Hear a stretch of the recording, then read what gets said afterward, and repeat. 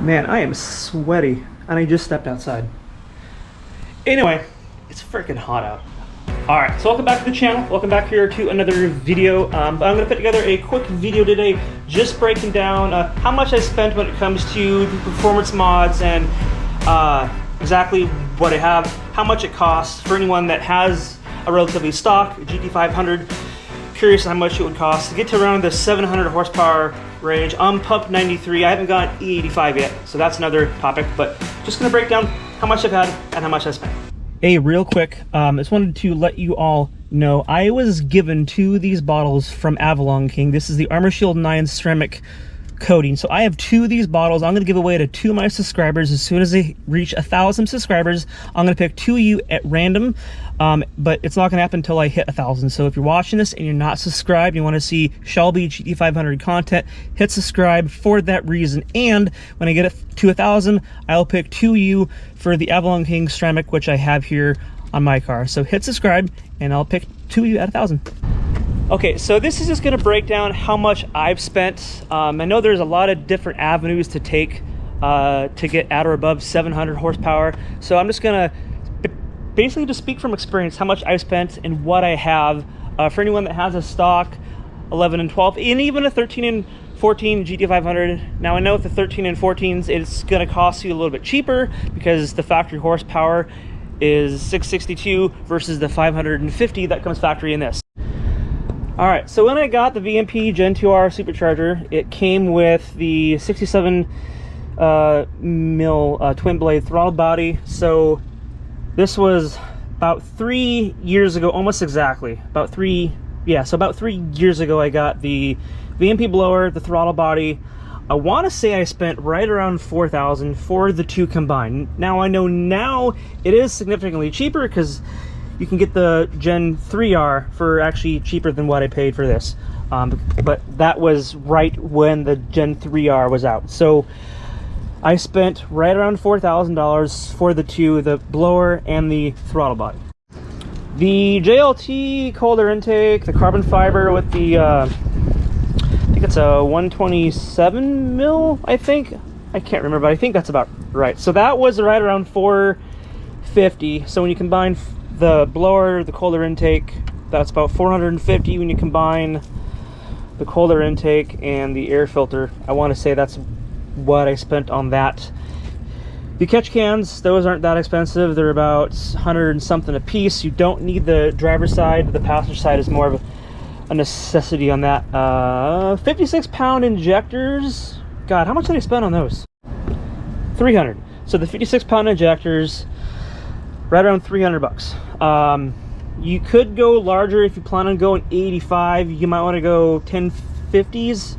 You could get away with doing 85 with the 56 pounds, but I wouldn't go any lower than a 56 pound if you plan on going anything above the pump 93.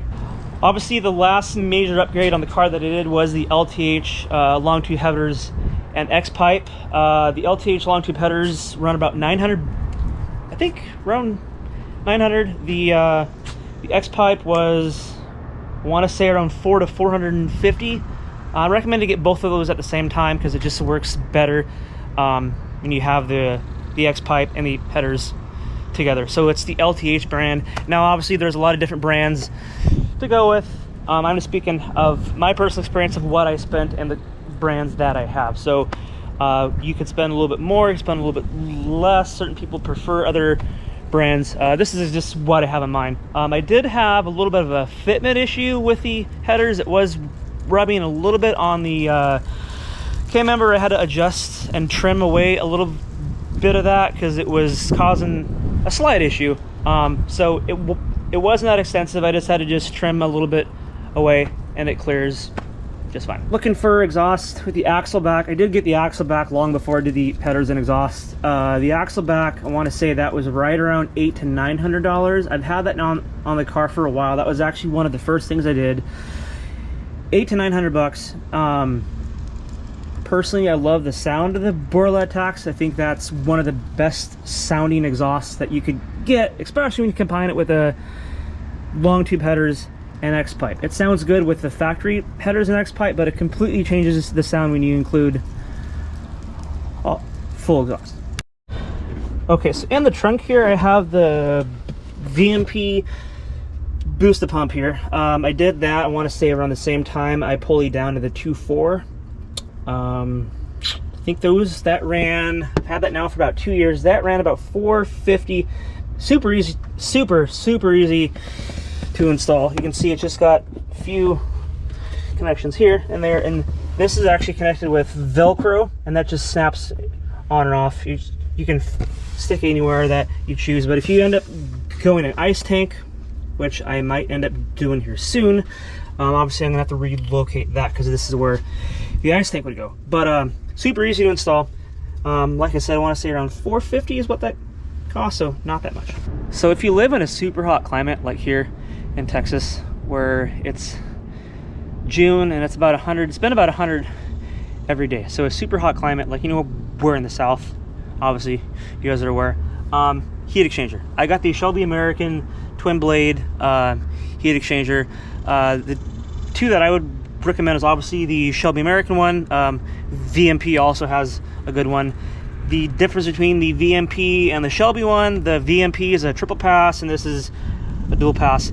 In my opinion, I don't really think there's much of a benefit from a triple pass to a dual pass. I could be wrong, but I haven't had any heat soak issues that extensively since I put that on and with my move down here to Texas. So it's definitely has helped out quite a bit, I would say. And I want to say that was around 900 bucks. The VMP and the Shelby American one are right around 800 to 900 bucks. I think this one was right around 900. Ran a little bit more actually than the VMP, and honestly that's probably because it is a Shelby brand and it's got the Shelby stencil on it. Honestly, that's why I chose that over the VMP one, because it says Shelby on it. Other than that, they're both about the same. So for traction, it's not much. I got the PS4 here from Michelin. If I were to do it again, I would probably go a better, stickier tire. They aren't that bad in the heat, like on a hot day. I mean, it hooks to an extent, but do anything from like a dig or a second gear roll, you're not going to hook for shit. So they're not bad, but I would preferably go stickier. So I want to get another streetable tire that's not a PS4, maybe a 888R on these, and I also want to go a drag setup like I said previously for the rear, and then the skinny is also in the front. But these, I want to say for all four, all the way around, when I bought these, they weren't cheap. They're like just over 1,600 bucks for all four. So obviously everyone knows a good quality tire is not cheap. So if you go any other tire, you might spend that much or even a little bit more than that. So for a clutch, I have the McLeod RXT. This one was rated for, I believe it was the 1,000. I could have gone with the 1,200 horsepower option on the clutch, but to be honest, it wasn't worth the extra cash to spend from the 1,000 horsepower to the 1,200, because it's more than what the car can handle anyway.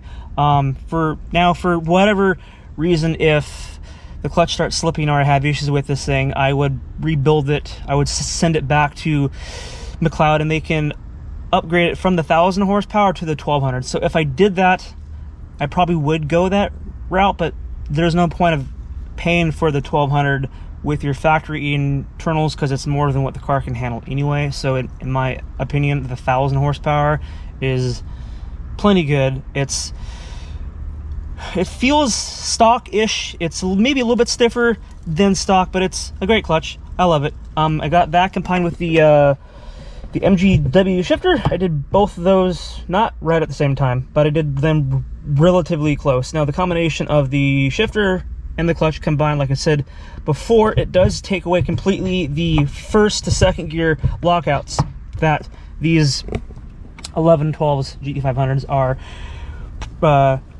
prone for. So clutch, 1,300 bucks, 1,350 for the McLeod RXT.